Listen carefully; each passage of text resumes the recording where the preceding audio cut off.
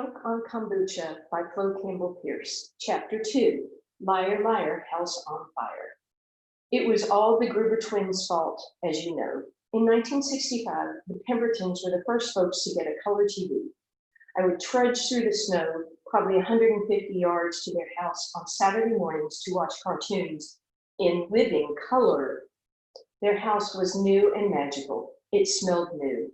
They had a doorbell that played Hear the Bells Ring. I know the title because I learned it on the piano, maestro that I was. They had wall-to-wall baby blue carpet in their living room, which also had a player piano.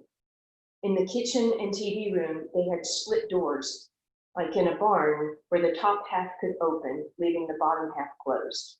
As I said, it was amazing and magical.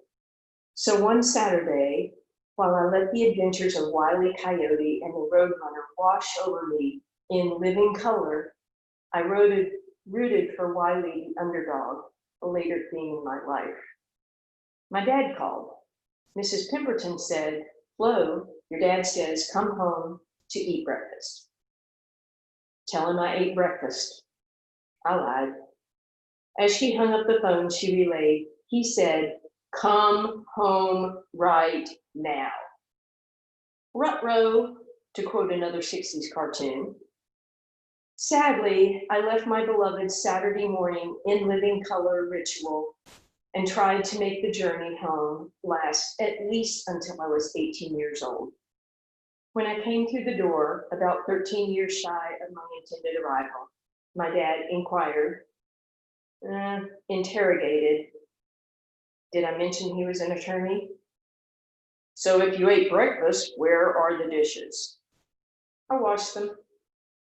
Okay, a 5-year-old whose nose barely reaches the countertop, much less the sink, washed and apparently put away the dishes? You see the flaw in my logic. Meet me upstairs. He used that stern voice that meant doom, aka punishment, for me. Now you're probably wondering how this was the Gruber twins' fault. Well, travel back a few weeks with me. My parents are out and we have a babysitter. The Gruber twins come over in the basement door and they have a new toy with them. Matches! In our basement, we also have a new toy, a red tunnel made of cloth and wire that was probably 10 feet long with a round opening so you could crawl or walk through it or hide in the middle. That's what we did. The Gruber twins showed me how they could take a lit match, tap it to the fabric, and a small hole would appear. Okay, basically it melted the fabric because this was the age of polyester double knit. So after a few demonstrations, I tried. Being 5 and less dexterous, and with 0 experience using matches, my taps were more like holding the match to the fabric until it poofed, resulting in a rather large gap of missing fabric. We heard our babysitter coming to the basement. The Gruber twins ran out the back door.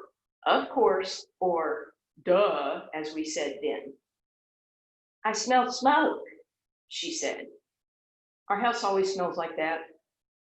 Another brilliant non-truth from a 5-year-old thinking she was being clever. The next morning, my dad woke me up with, "Meet me in the basement." Yep, same doom voice.